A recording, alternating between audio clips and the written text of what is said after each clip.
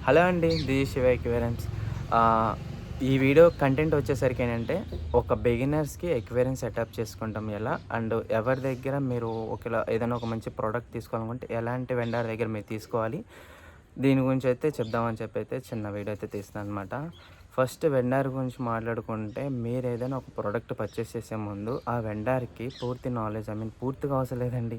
మీకు basic knowledge ఇచ్చినా చాలనమాట. ఎలా అంటే ఓకే. ఈ ఎక్వేరియం సెట్ చేసుకుంటే ఇలా ఉండాలి. ఇందులో ఫిల్టర్ ఇలా సెట్ చేసుకోవాలి. ఇందులో ఇటువంటి ఫిషెస్ వేసుకోవచ్చు. అండ్ ఈ ఫిషెస్‌కి ఇటువంటి వాటర్ యూజ్ చేయవచ్చు. ఒకేళ ఏదైనా ఇన్ఫెక్షన్స్ ఆర్ డిసీజ్ ఇలాంటివి వచ్చినప్పుడు మీరు ఎటువంటి ట్రీట్మెంట్ చేసుకుంటే సరిపోతుంది అని చెప్పి బేసిక్ నాలెడ్జ్ ఉన్నా సరిపోతుందండి. ఏవో ఇంగ్లీష్ వర్డ్స్ వాడేస్తూ, ఇంగ్లీష్‌లో ఏవో పేర్లు చెప్పేస్తూ అలా అంతా చేయాల్సినంత అవసరం అయితే లేదనమాట. ఆహ్, ఓకే. మామూలుగా ఎటువంటి ఎక్వేరియంస్ పర్చేస్ చేసుకుంటే బావుంటుందనే విషయానికొస్తేనేమో ఇంపోర్టెడ్ ఎక్వేరియంస్ అని రీసెంట్‌గా బాగా మనకి హైలైట్ అవుతున్నవి అయితే గనక బెస్ట్ చాయిస్ అండి. ఎందుకంటే ప్రతిదీ గూడా కంపెనీ అనేది ప్రాపర్‌గా అందులోనే ఫిట్టింగ్ చేసి వస్తుంది. అయితే ఏంటంటే అందరూ దాన్ని బడ్జెట్ అనేది ఎఫర్ట్ చేయలేరు. కొంతమంది బడ్జెట్ తక్కువలో చిన్న పిల్లలు గూడా పర్చేస్ చేసేవాళ్ళు ఉంటారు గదా! సో, మీరేంటంటే గ్లాస్ ఎక్వేరియంస్ తీసుకోండి. కానీ దాంట్లో ఫిల్టర్స్ ఉంటుంది గదా! మీరు తీసుకునే ట్యాంక్ కెపాసిటీ బట్టి అందులో ఫిల్టర్స్ అనేది కొంచెం మంచిగా తీసుకోండనమాట. ఒకేలా 1 ఫీట్ ఆ టైప్‌లో అయితే గనుక స్పాంజ్ ఫిల్టర్స్ పెట్టుకోండి. 1 ఫీట్ అబోవ్ అయితే గనక ఇంటర్నల్ ఫిల్టర్స్ పెట్టుకోవచ్చు. 2 ఫీట్ నుంచి అయితే గనక టాప్ ఫిల్టర్స్ పెట్టుకోవచ్చు. అండ్ ఇట్లా 4 ఫీట్ అలా మెయింటైన్ చేసేవాళ్ళైతే గనక క్యాన్‌స్టార్ ఫిల్టర్స్ ఉంటుంది.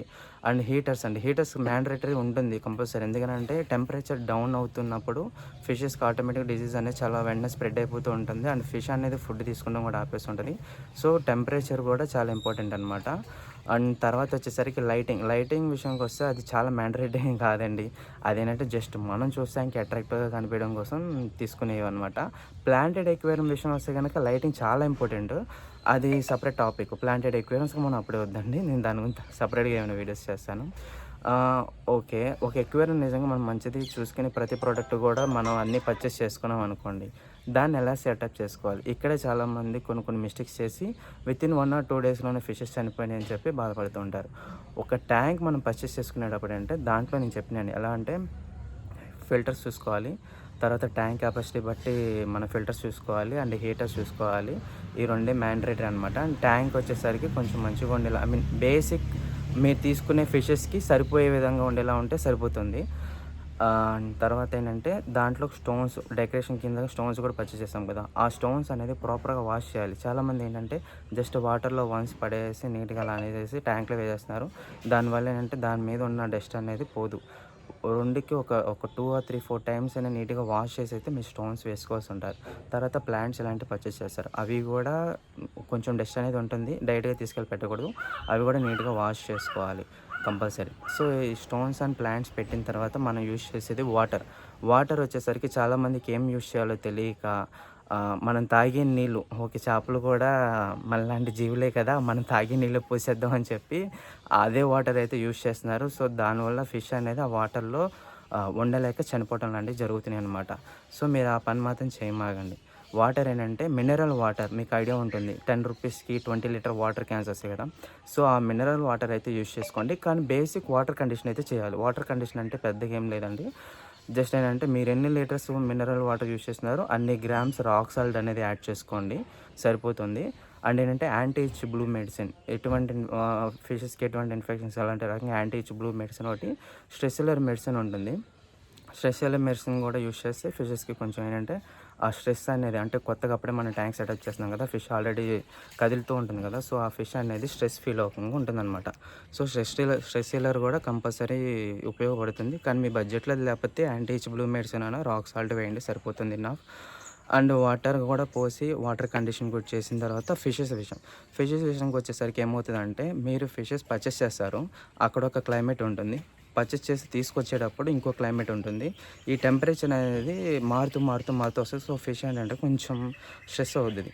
మీరు ఫిష్‌ని తీసుకొచ్చుకున్న తర్వాత ఎక్వేరియంలో ఒక 10 మినిట్స్ ఉంచి, ఆ వాటర్ టెంపరేచర్‌కి మ్యాచ్ అయిన తర్వాత మీరు ట్యాంక్‌లోకి ఈ ఫిష్‌ని అనేది వదలండి. డైరెక్ట్‌గా మీరు ఫిషెస్‌ని తీసుకొచ్చేసి ఎక్వేరియంలో వదిలేస్తే సమ్‌టైమ్స్ అన్ని సార్లు జరగదండి. సమ్‌టైమ్స్ ఏమవుద్దంటే ఫిష్ అనేది ఒకేసారి ఒకేసారి దాన్ని తట్టుకోలేక ఇలా వెంటనే రివర్స్ తిరిగిపోవటం లాంటిది కొంచెం చనిపోయే అవకాశం లాంటివి ఎక్కువ ఉంటుంది. సో, అటువంటి పనులు చేయొద్దు మీరు. ఏవైనా న్యూ ఫిషెస్ పర్చేస్ చేసినప్పుడు కొంచెం వాటర్ టెంపరేచర్‌కి సెట్ చేసుకొని ఫిషెస్‌ని ట్యాంక్‌లో సెట్ చేయండి. అండ్ ఓవరాల్ నీట్‌గా సెట్ చేసుకున్న తర్వాత ఫుడ్ విషయానికొచ్చేసరికి ప్రతి ఒక్కళ్ళు 100% మంది ఎక్వేరియంస్ పర్చేస్ చేస్తే 80-90% మంది ఇక్కడే ఫెయిల్ అవుతారు.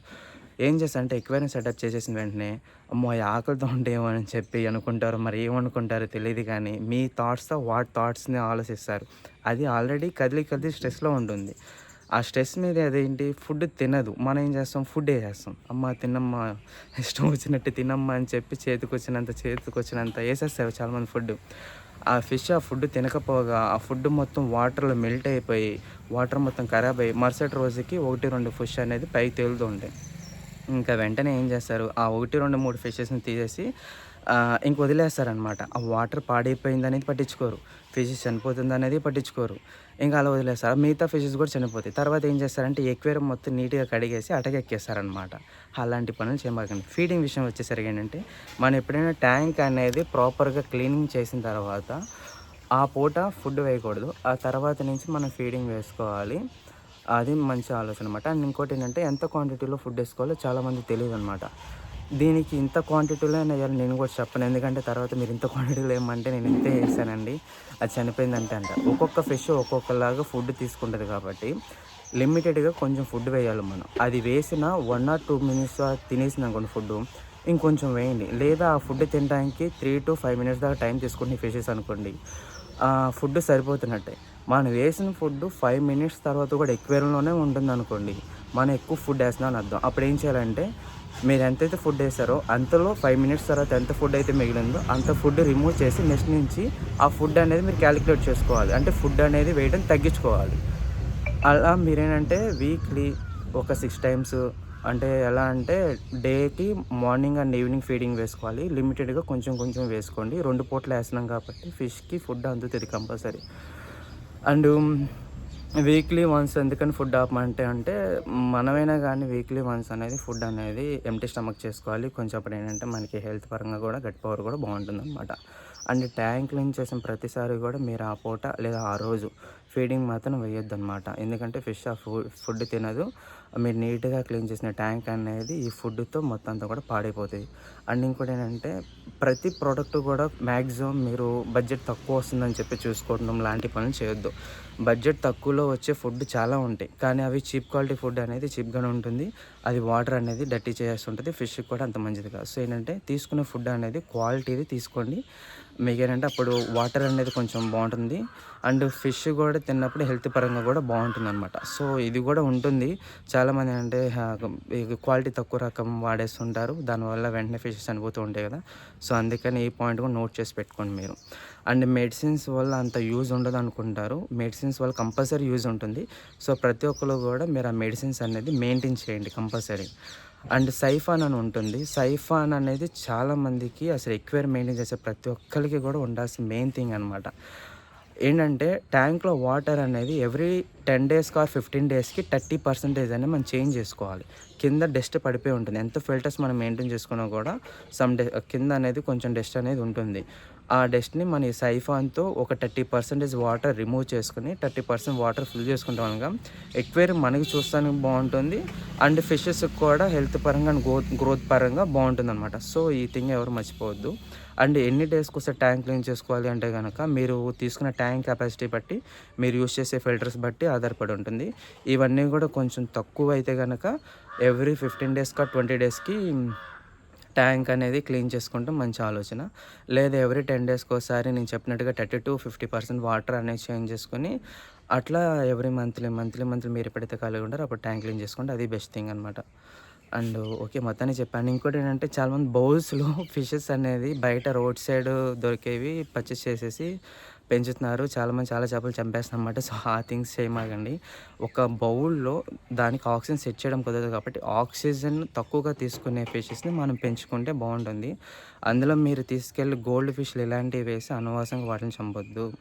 అండ్ మెయిన్ థింగ్ ఏంటంటే మీరేదైనా పర్చేస్ చేయాలనుకుంటే దాని గురించి మీకు ప్రాపర్ అవసరం లేదండి. నాకులా బేసిక్ ఇన్ఫర్మేషన్ చెప్పే వాళ్ళ దగ్గర పర్చేస్ చేసుకోండి. ఎందుకనంటే ఏ ఇన్ఫర్మేషన్ లేని వాళ్ళ దగ్గర మీరు తీసుకొని మీకు ఏదైనా డౌట్ వచ్చి వాళ్ళని అడిగినా వాళ్ళు మీకు ప్రాపర్ చెప్పరు. ఆ చెప్పకపోవడం వల్ల మీరు ఇబ్బంది పడతారు. అనవసరంగా ఈ పెట్స్ ఫిషెస్ కూడా ఇబ్బంది పడతాయి. సో అటువంటివి చేయమాకండి. మీకేమైనా కావాలనుకుంటే కాంటాక్ట్ శివ ఎక్వేరియంస్. నాది ఇన్‌స్టాగ్రామ్‌లో నేమ్ శివ ఎక్వేరియంస్ అని ఉంటుంది. యూట్యూబ్‌లో కూడా శివ ఎక్వేరియంస్ అని ఉంటుంది. మన ఆల్ ఓవర్ ఆంధ్రప్రదేశ్ తెలంగాణ కూడా అయితే ట్రాన్స్‌పోర్టేషన్స్ కూడా చేస్తామన్నమాట. అది కూడా చాలా రీజనబుల్ డెలివరీ ఛార్జెస్‌తో. అండ్ వీడియో ఇప్పటిదాకా చూసినందుకు చాలా థ్యాంక్స్ అండి. నాకు తెలిసిన నాలెడ్జ్ పెద్ద పెద్ద వర్డ్స్ అయితే యూజ్ చేసి కాకుండా అందరికీ అర్థమయ్యే రీతిలో అయితే నేను సింపుల్‌గా అయితే చెప్పాను. అర్థం చేసుకుంటాను అనుకుంటున్నాను. నచ్చితే కనుక లైక్ చేయండి, షేర్ చేయండి, సబ్స్క్రైబ్ చేయండి. Thank you.